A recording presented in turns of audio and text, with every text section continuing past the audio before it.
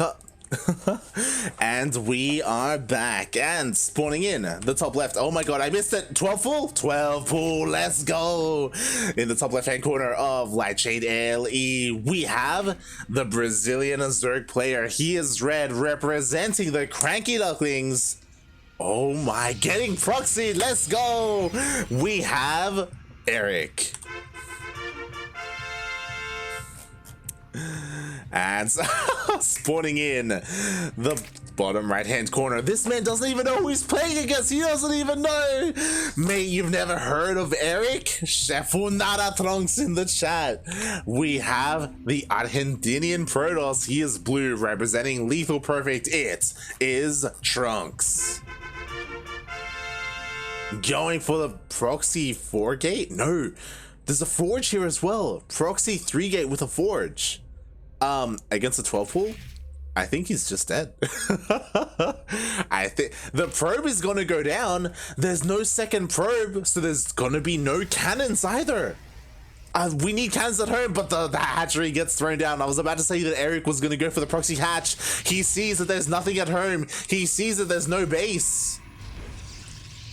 There we go, a cannon is being thrown down, but you know what? The Lings are already here. They're going to dive on top of the cannon. The cannon is not going to finish up unless unless he's able to wall off. Can he wall off? Can he wall off? Wall off, puppy! Wall off! No! There was not enough minerals, and he pulls the boys. Oh no, the cannon, is it going to go down? It will go down. That was a kill, not a cancel. And now the Lings, they are free to just run rampant here. Meanwhile, the hatchery is going to finish up across the map. Tronxxx, he finishes his gateways, but he has no money.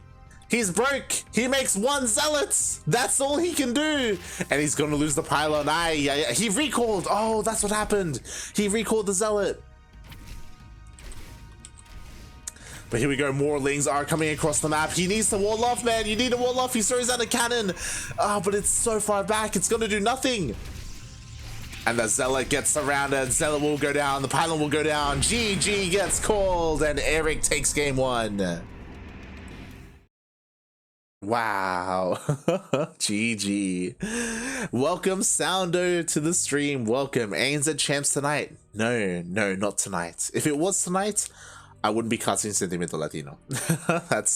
that's how we do things here. So no, ANZ champs is tomorrow. And you know what? Because we're on a 2-minute delay, I will message you.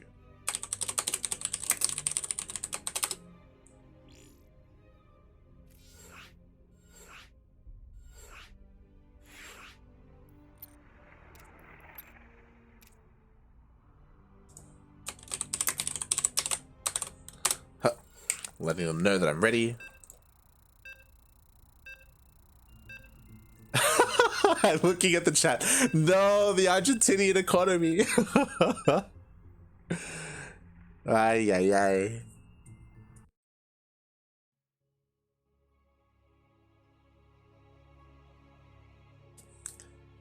A lot went wrong there for Tronxxx.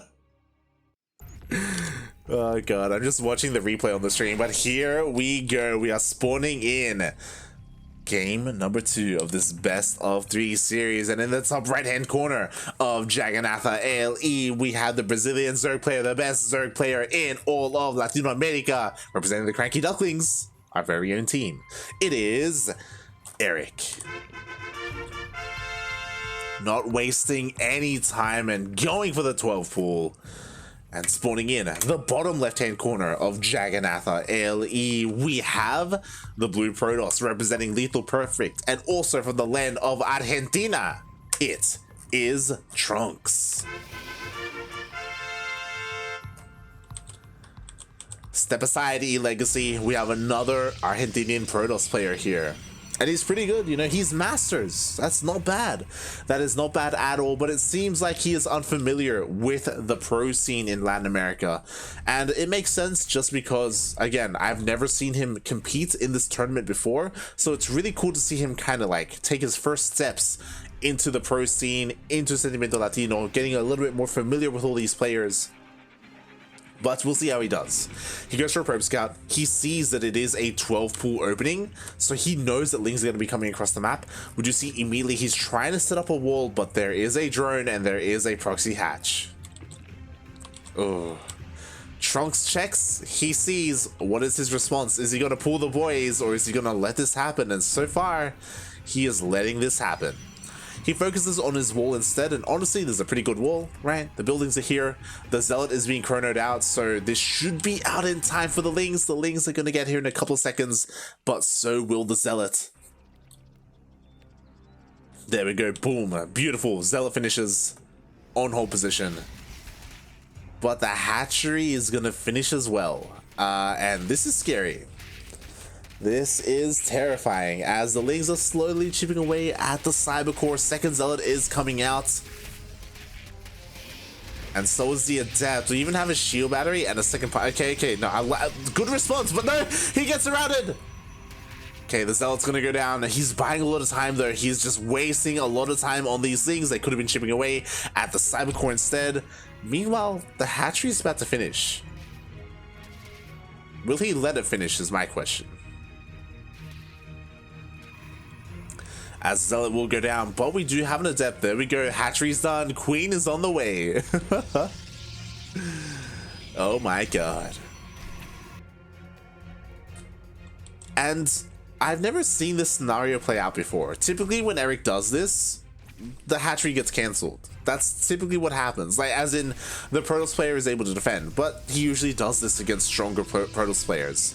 So how will Erik respond here? He has Lings on the way. I don't think the Lings going to do too much. Maybe get into the mineral line, right? But fighting against these units isn't going to work out because of these shield batteries. Queen pops out. Ooh, Queen is getting targeted down. He's trying to escape, but the boys are being pulled. And with these boys, I feel like Tronxxx should be able to clean this up. Up. This is a worker. But yeah, this is what I mean. Like, this is all gonna just get cleaned up. I was really curious as to what Erik was trying to accomplish with this, but the answer is not much, to be honest. He didn't even get a creep trimmer down. This is just gonna buy a lot of time, waste some time, I guess, force a response, and maybe it's worth it because Tronxxx, like, he doesn't have any tech. There's no Stargate, there's no Twilight Council, there's no Robo. He wasted so many resources on the defense. Is this shield battery blocking the Nexus? Is it? Maybe it's not. I don't know. It looks weird. But here we go. The Adepts are coming across the map. Ling speed isn't done. We have slow Lings and Queens to defend. So these Adepts, they can deal a lot of damage if they get past the Queens. Oh god, here we go. Adepts, are they going to commit to the shade? And it looks like, oh, they will not. At the same time, Twilight Council is on the way for Tronxxx. There we go. The shield battery wasn't in the way. I was a little bit concerned, but there it is. The problem is that Tronxxx was stuck on one base for so long. These Adepts, they got to get to work. And once again, they don't commit to the shade. Something that's interesting is that Erik, he delayed his gases for a long time. Finally, he takes his gases. That is why his Ling speed, Roaches, everything is delayed.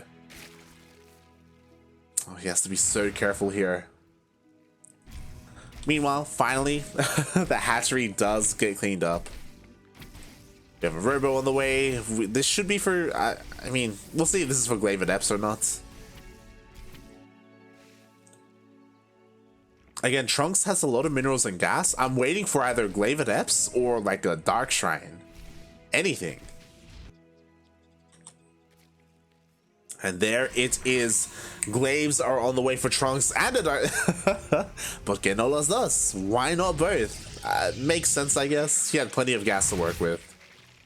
He was just waiting for the larva to be cleaned up.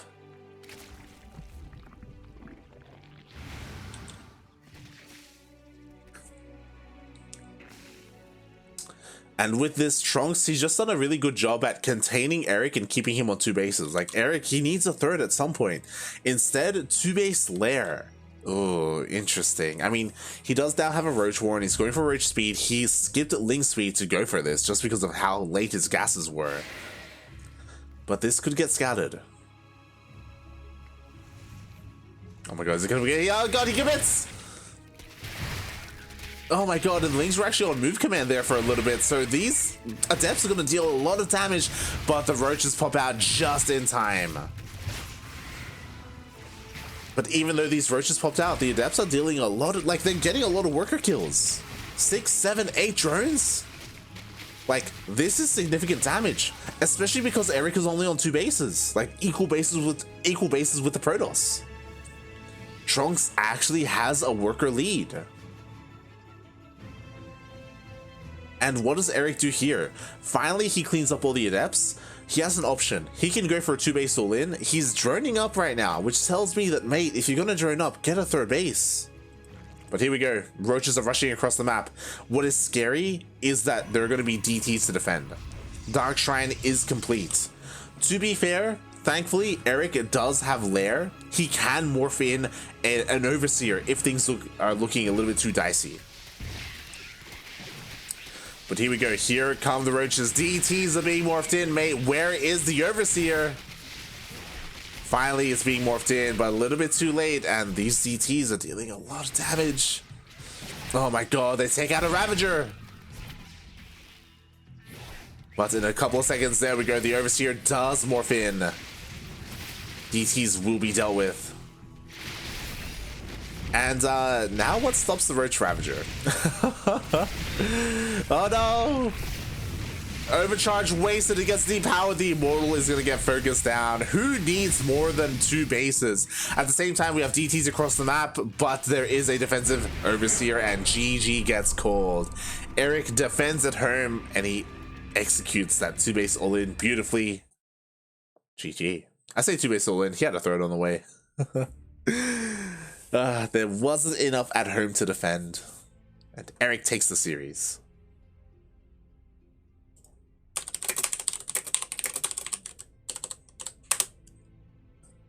GG, well played. LP versus the CranKy Ducklings. Funada Supremo. Shaking my head. But yeah, congratulations, Erik. He takes the series. But was a very fun series. Honestly, I enjoyed it.